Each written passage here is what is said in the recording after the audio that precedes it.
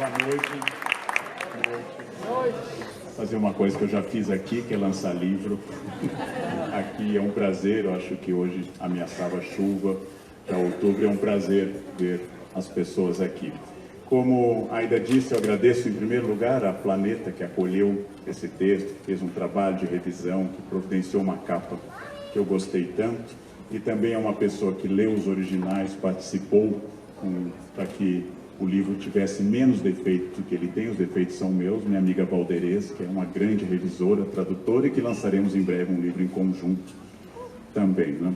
E que horas eu escrevo? De madrugada bastante. Então, é um grande prazer, e eu vou falar brevemente, depois iremos aos autógrafos, que a ideia desse livro nasce de uma questão que eu debato há muitos anos, que é a questão da solidão. De onde saiu, para quem não conhece a obra de Schopenhauer, de onde saiu a metáfora? Existe um livro de Schopenhauer muito fácil de ser lido, muito bom, chamado Parerga e Paralipomeno. Schopenhauer era um homem profundamente solitário, um solteirão alemão convicto. E Schopenhauer disse que quando era jovem estava escalando uma montanha, muito jovem, e viu na montanha, na neve, porcos-espinhos. São mamíferos, logo dependem do aquecimento mútuo. E os porcos-espinhos no meio da neve da montanha se aproximavam para aproveitar o calor um do outro. Só que ao se aproximarem, eles se espetavam. E cada vez que se espetavam, eles se afastavam. E graças a isso, os porcos-espinhos viviam, saindo e entrando. Isso. E a metáfora é a metáfora que Schopenhauer diz sobre todos nós. Como nós somos solitários, nós procuramos pessoas. Nós vamos atrás de pessoas. Vamos atrás de pessoas que nos interessem. Vamos atrás de pessoas que nos tirem da solidão. Mas conviver com as pessoas é muito difícil. É um título de um livro que eu lancei com a Monja Coy, O Inferno Somos Nós. Sartre dizia que o inferno eram os outros. E o inferno somos nós. As pessoas são complicadas. As pessoas são difíceis. As pessoas têm manias. As pessoas limitam nossa liberdade. As pessoas querem estar conosco quando não queremos e não estão disponíveis quando queremos. Resultado, eu me afasto das pessoas, porque eu me espetei com elas. E aí eu sinto frio de novo e volto a me aproximar. Esse dilema humano é insolúvel, salvo os que aqui são perfeitamente bem casados, totalmente integrados em amálgama absoluto com a pessoa amada, que nunca discordam e vivem em conchinha permanente. Salvo essas pessoas, os outros, como eu, têm sístoles e diástoles, um movimento pendular de busca e de repulsa. A solidão tem má fama. Quando um aluno é indisciplinado, nós o castigamos com duas coisas, pelo menos na escola tradicional, hoje não mais. Nós o mandamos para a biblioteca, que é o local mais terrível da escola, onde ele pode ser mandado junto aos livros. Você errou, você fracassou como aluno, você vai ficar junto dos livros. Então é uma mensagem importante para o aluno. Quem erra, quem fracassa, quem odeia a escola, tem como castigo os livros. Mas ele também deve ficar sozinho. O pior castigo em uma penitenciária é a solitária. A história literária está cheia de exemplos de pessoas literárias que quase enlouqueceram em função da solidão. Ou tentaram encontrar sua identidade, como Robinson Crusoe, tentaram encontrar sua identidade sozinho ao longo das décadas que passou na ilha, depois acompanhado de Sexta-feira, seu auxiliar direto. A solidão, ela é temida em geral, porque a solidão me obriga a me olhar no espelho. A solidão me obriga a me ouvir, e os outros me distraem de mim mesmo. Os outros fazem com que eu não pense em mim, que eu não fale o tempo todo de mim, que eu não seja focado em mim o tempo todo e não tenha que conviver muito comigo. A solidão é temida provavelmente porque lá eu estou sozinho comigo. E estando sozinho comigo, naturalmente, eu sou obrigado a olhar para esse espelho da medusa petrificante, ou olhar para o retrato de Dorian Gray, se vocês preferirem a metáfora do Oscar Wilde, aquela parte difícil de mim mesmo, que eu não consigo me enganar estando sozinho. Quem já fez como eu uma experiência que eu já fiz, o que a gente chama de exercícios de Santo Inácio, a gente passa 30 dias sem conversar com ninguém. Quem já passou por essa experiência de passar 30 dias sem falar com alguém, é uma pessoa que descobre que há vozes que surgem depois de um tempo. Vozes que nós nos esquecemos no trânsito. E eu chego a dizer no livro que a principal resposta ao dilema do porco-espinho é o celular. Porque ele garante que eu esteja próximo das pessoas sem que elas me espertem. Esse é o sucesso do celular. Porque ele é a solidão mais bem resolvida da tecnologia humana. Ele faz eu crer que eu estou com alguém.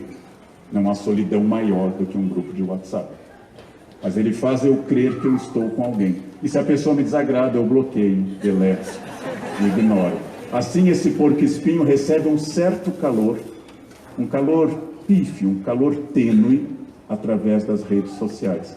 E pode controlar. Provavelmente Schopenhauer não conhecia essa possibilidade que as redes sociais propiciam de garantir proximidade sem garantir incômodo. Mas para eu ler um livro, e isso é bem destacado no texto, eu preciso ser solitário. Eu chego a dizer no texto, se você chegou até o fim do livro, você está sozinho, já que o hábito de ler em conjunto praticamente desapareceu.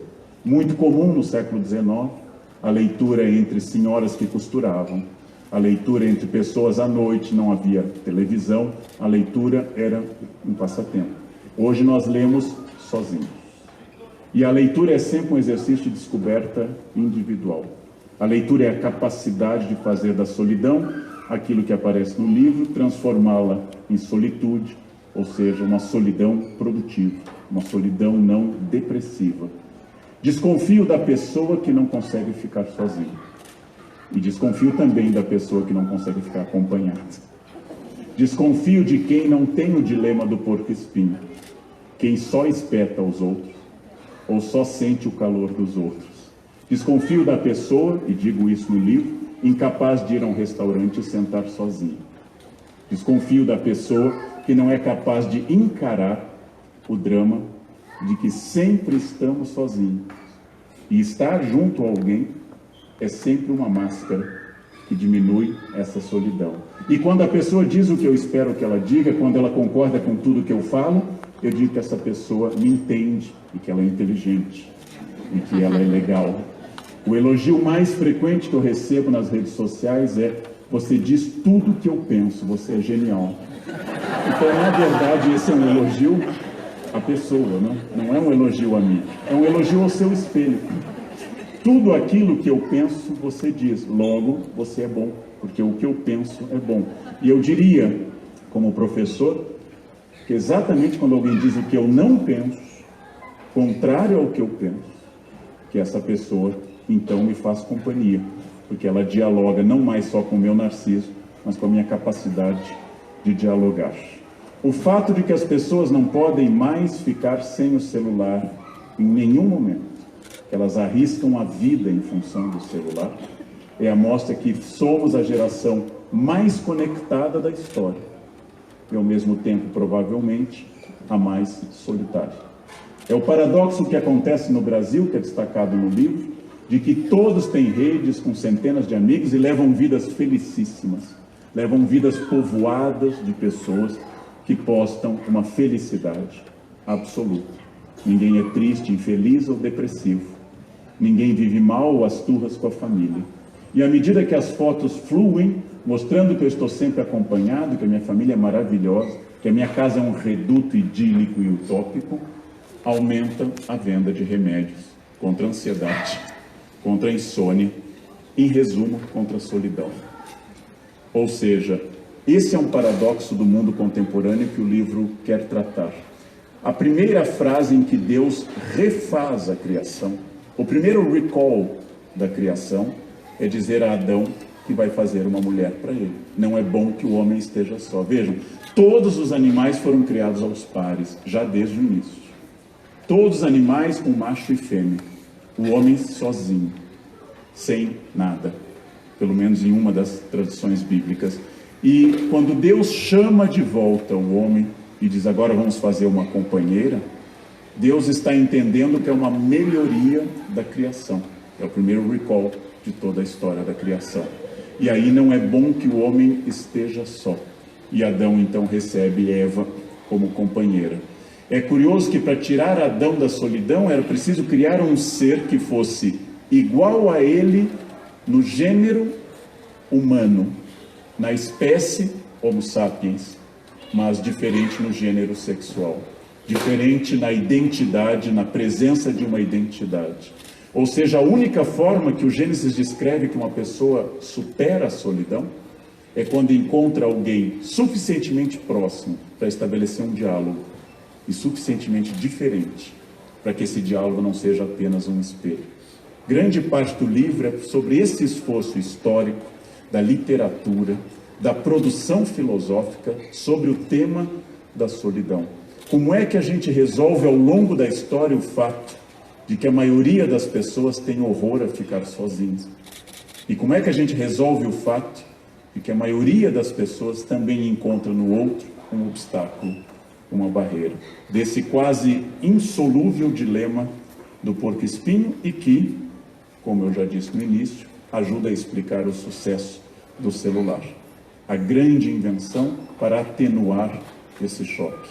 O ato de criar e o ato de pensar é essencialmente um ato solitário. Pode ser orientado por alguém.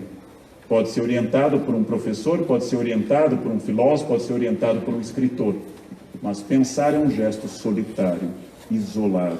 Pensar é um gesto que eu faço fechado dentro de uma prisão que Hamlet chamou a casca de nós. E a gente faz uma brincadeira depois entre a casca de nós, com Z, e a casca de nós, com S. Ou seja, sobre a minha máscara e sobre eu poderia ser senhor do espaço infinito. Não? Porque não dependo dos outros para isso. Hamlet é melancólico, porque também é solitário, rejeita o amor de Ofélia. Na verdade, só ama a um fantasma. Como quase todos nós, o verdadeiro amor é por um fantasma, nunca por uma pessoa concreta. E essa solução melancólica hamletiana é a origem de quase toda a filosofia. De grandes produtores de pensamento que se isolam, de padres do deserto que a gente trata, de filósofos que se isolam para poder pensar. Porque não é possível pensar em meio ao ruído da sociedade. Não é possível que eu descubra coisas em meio ao ruído social. Não é possível que eu entre dentro profundamente da minha consciência se o mundo grita, berra e coloca sons. E é esse dilema que eu acho fascinante e que movimentou toda a escrita do livro que a editora Planeta acolheu. Como eu consigo resolver o fato que, independente que eu esteja amando, eu continuo sozinho. Independente de eu estar com alguém, eu continuo sozinho. E é por isso que a paixão é tão valorizada, porque ela é um tal grau de infecção da identidade. A paixão é uma infecção passageira curada pelo convívio, com rapidez. E a paixão é uma infecção que faz com que eu não me sinta sozinho, porque no momento da paixão, como eu comento no livro, eu não vejo os defeitos da outra pessoa. Logo, eu estou comigo. A paixão cega produz um ponto cego. Quando a paixão passa, eu vejo que a pessoa é diferente, que a pessoa não é quem eu esperava, de que aquilo que eu apostava como a alma gêmea, aquilo que eu apostava como a perfeitamente outro complemento de mim, era na verdade a minha projeção em cima de alguém, deveria ser sucedida por um estágio superior chamado amor, que não é a infecção da paixão. Mas como nessa fase do amor eu vou ter que me espetar, e eu vou ter que mostrar que eu também sou espinhoso, e eu vou ter que mostrar que eu tenho defeitos grandes, passar para esse estágio pressupõe uma maturidade impressionante. No livro vocês vão notar, aqueles que vão ler ou começaram a ler, que a história da cultura ocidental é a história da solidão. Que a solidão é a mãe da cultura ocidental.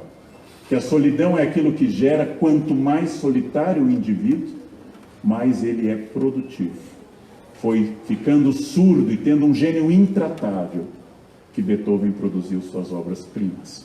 Incapaz de não espetar as pessoas, Beethoven só espetava, e não ouvindo mais ao mundo, Ele ouviu uma música interior da sua genialidade e produziu coisas como a Nona Sinfonia, por exemplo.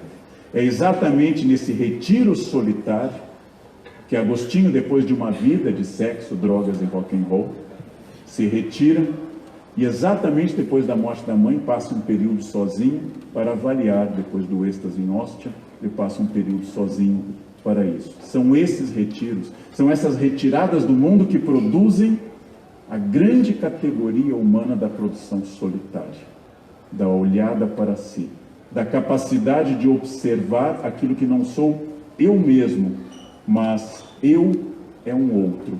Esta frase contraditória, que vocês vão encontrar em Rimbaud, por exemplo, o grande poeta francês, em várias outras fontes, eu é um outro, é a capacidade de observar em si algo que não é aquilo que o mundo vê em mim, que seria a casca de nós, com S, a máscara com que eu vou ao mundo, a máscara que vocês me olham, professor Leandro Carnal, uma personagem. E eu tenho um cuidado imenso na minha vida para não acreditar nessa personagem. Eu acho que é o grau supremo de delírio da pessoa começar a acreditar que ela é o que os outros acham que ela é. Esse é um grau supremo. Aí começamos a falar em nós, sinal ou de vaidade, ou de esquizofrenia, ou de qualquer outro campo em que eu comecei a me ver múltiplo.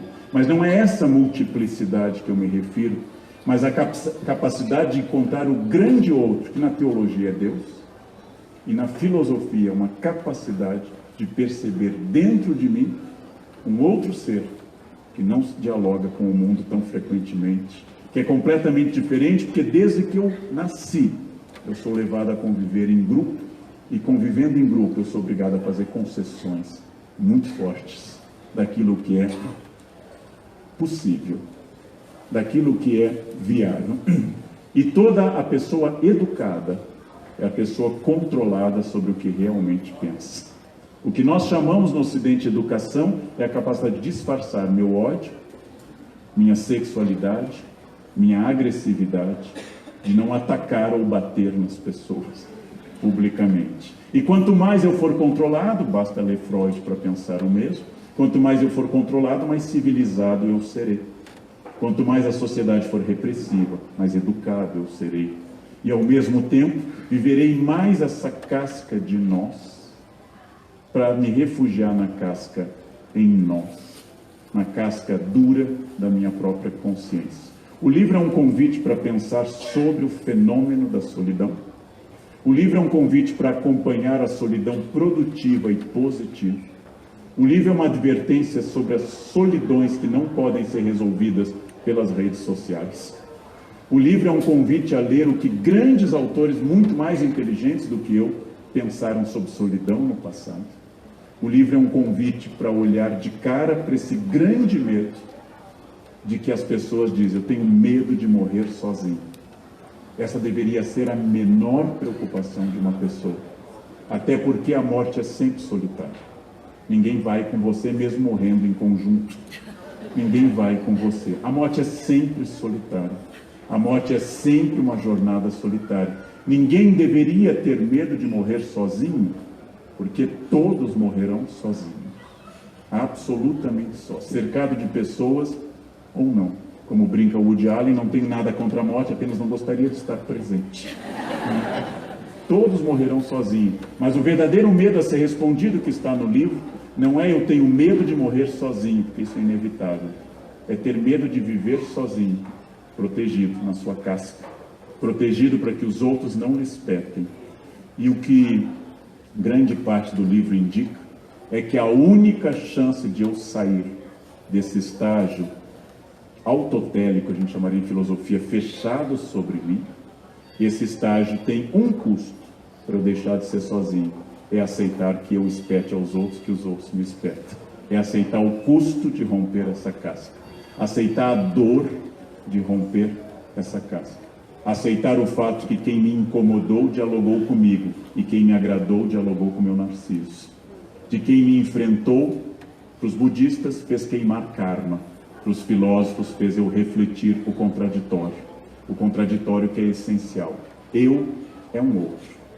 Eu é a descoberta de um grande outro que raramente nós tocamos porque a maioria das pessoas, isso denunciado pelos filósofos, denunciados pelos psicanalistas, também destacados no livro, a maioria das pessoas passa a sua existência sem tocar neste outro que está no eu, sem tocar na sua identidade, não como essencialismo, no sentido não que haja um eu verdadeiro, mas sem tocar naquele eu que não é o que os outros esperam, e que leva a neuroses, que leva a agressividade, que leva a reações excessivas, que leva a sentimentos depressivos, porque eu não toco no outro que sou eu. Apenas toco naquilo que as pessoas acham que sou eu. E quando eu suponho que o negativo do meu eu é o meu próprio eu, ou seja, o Leandro Malzinho, seria esse o meu eu, também este eu é um outro. Porque maldade e bondade também são máscaras de nós, porque são sentimentos esperados ou repudiados pela sociedade. Então essa jornada corajosa, essa jornada que, como diz Clarice Lispector, que nós tratamos no livro, porque Clarice fala de uma jornada de GH, onde não acontece nada num apartamento e acontece tudo. A Clarice é aquela mulher que nos humilha com a sua inteligência e com o seu gênio, só para dizer que ela está em outro planeta do que nós estamos. Clarice consegue, naquela jornada de GH, da paixão segundo GH, viver dentro do seu apartamento, sua casca de nós, e descobrir ao ponto que vocês lembram, não sei se vocês já jantaram, de comer uma barata, ao ponto de descobrir que o eu dela era um outro muito interessante. E a Clarice dá uma advertência que eu não coloquei no livro, porque eu não teria coragem, mas eu gosto da advertência dela. Esse livro é para todo mundo, diz ela, mas eu gostaria que fosse lido pelas pessoas de alma formada. O livro de solidão é para todo mundo, mas eu acho que só vai acompanhar o livro quem já tiver olhado para o fantasma da solidão e não tiver sucumbido a esse fantasma, não tiver enlouquecido com esse fantasma, e já puder ter dito a si, já puder conseguir dizer que estamos sozinhos, sempre, permanentemente. Aqui no meio dessa multidão estamos sozinhos. Eu estou sozinho, vocês estão sozinhos. E por um instante, quando esse eu descobre o outro, vai haver calor e vai haver dor. E é esse jogo, que é um jogo de maturidade. Então, por isso que eu digo com a Clarice, não tendo o gênio dela, não tendo o brilho dela, que esse livro é para quem tem alma formada.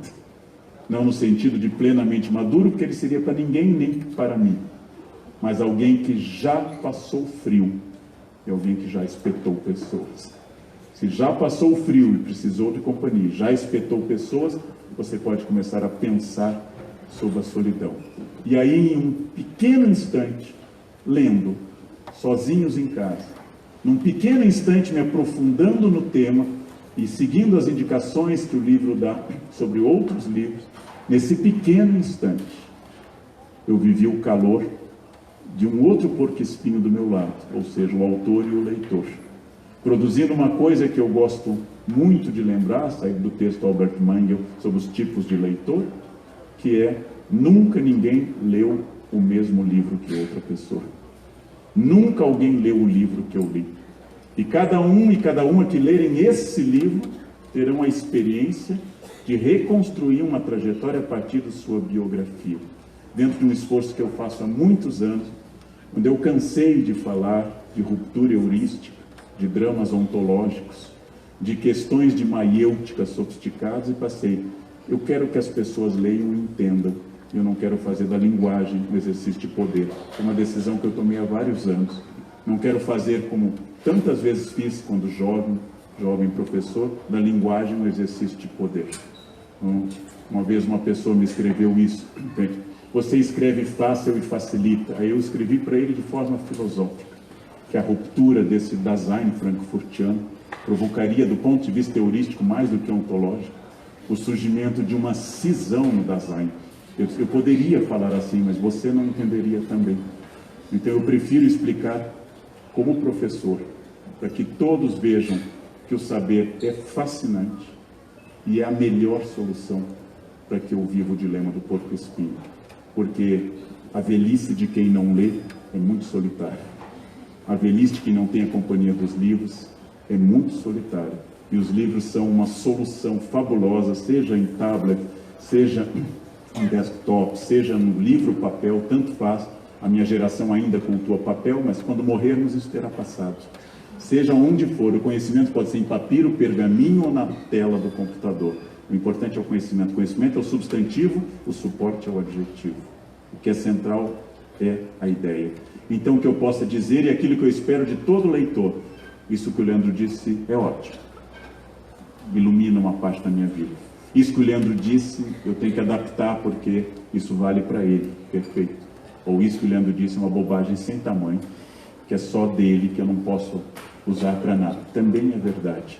E aí o porco-espinho estará selecionando quais espinhos ele vai guardar e quais espinhos ele vai usar para se aquecer. Esse é o nosso dilema. Esse dilema da solidão que vocês vão ver no livro é o dilema da história cultural da humanidade. Todos desesperadamente procurando companhia e às vezes, quando não acham, dizendo que não queriam, que é melhor ser solitário. Sim, você pode ser solitário, desde que seja por escolha sua e não dos outros. Você pode estar sozinho, desde que não seja porque os outros te rejeitam, mas porque, apesar de não ser rejeitado, você está buscando a iluminação do outro para que o seu outro possa dialogar. O resto, gente, não é uma síntese do livro, mas é um convite à leitura de vocês, para que vocês interajam, pensem, dialoguem, resolvam não o problema da solidão, que não tem solução, mas de que todo mal encarado de frente, aquilo que Freud recomendava, toda vez que você encara de frente o seu problema, ou a técnica que Jesus usa na expulsão do demônio. Como vocês se chamam? Nos chamamos legião. O primeiro procedimento é saber o nome do que você enfrenta. Quando você sabe o nome do que você enfrenta, a legião pode ser expulsa de você. Ou você passa a conviver com a legião de demônios de forma mais equilibrada, que nunca vai sair de você. Mas se você não tiver consciência dessa legião, você vai ser dominado por ela. A melhor coisa é dizer: te acalma, legião. Você é só uma parte desse imenso caleidoscópio chamado vida, chamado consciência, chamado personalidade. É um imenso caleidoscópio. Muitos e muitos demônios, alguns anjos. E, de repente, um livro no caminho que ilumina para sempre. É um tributo a todas as horas solitárias que eu passei desde os 5 anos de idade, quando me alfabetizei. Esse livro é um tributo às muitas horas de leitura prazerosas, às muitas horas de leituras investidas em uma solitude produtiva. E eu estou aqui hoje porque eu fui solitário muitas vezes. Eu estou aqui porque eu consegui estar sozinho muitas vezes. Eu estou aqui porque consegui ler, consegui pensar e tive essa companhia. Esse é um drama, para encerrar, que todas as pessoas que amam livros vão sofrer. Os livros são tão interessantes, são um desafio tão maravilhoso, são uma questão tão desafiadora, que quando você vai para as pessoas reais, elas parecem menos. E você tem a tentação de voltar para o livro. Mas é preciso ir e voltar. Como diz Bloom, nunca teremos uma vida tão interessante como as que os livros nos apresentam. Nunca teremos, por isso mentimos nas redes sociais. Nunca teremos essa vida. Mas eu tenho que saber que os livros também são respostas para essa solidão, que vai ser cultivada, vai me acompanhar para sempre. Então, passaremos, gente, que senão baixa o Exu falador e eu não saio mais. Era para ser uma palavra. Passaremos logo em seguida. Muito obrigado pela atenção de vocês. Muito obrigado.